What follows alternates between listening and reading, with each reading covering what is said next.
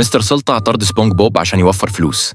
سبونج بوب ما كانش قدامه غير يقدم في مطاعم تانية، فراح لفرش هوت دوج والمدير اداله فرصة يثبت نفسه.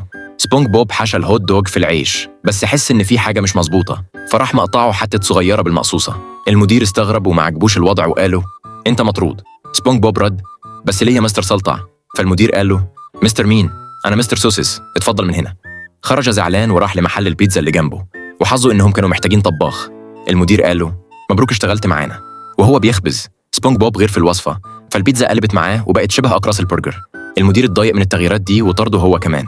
بعدها راح لمحل تاكو وعمل برجر على طريقة البوريتو، ولما الزبون أخد أول قطمة الصلصة غرقته فاضطر التاني.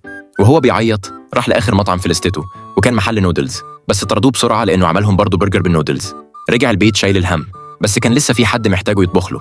طلع مكونات من التلاجة، قطعها بإيديه وطبخها في الحلة، وفي ثواني كانت وجبة الحلزون جاهزة. صب الأكل في الطبق وسريع سريع كان مبسوط جدا بالأكلة، وبسيط كمان عجبته قوي. في اللحظة دي الباب خبط، سبونج بوب فتح فجاه 2 أخدوه ومشيوا بسرعة. وطلع مدير الهوت دوج هو اللي عمل كده عشان يشغله تاني بعد ما لقى برجر سبونج بوب الصغير مكسر الدنيا.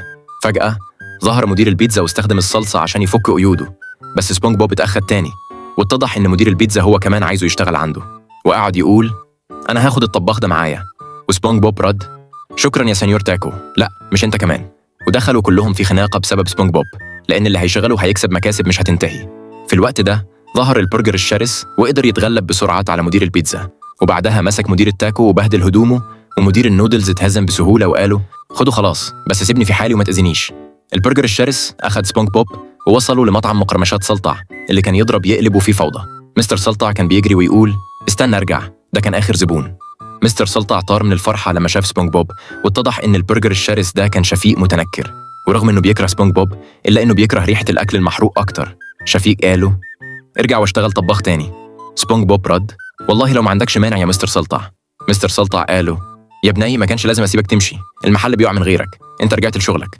سبونج بوب نظف المحل ورجعه بيلمع، والمكان اتملى زباين تاني، وعشان يوفر أكتر مستر سلطع عمل حمام بفلوس للدخول.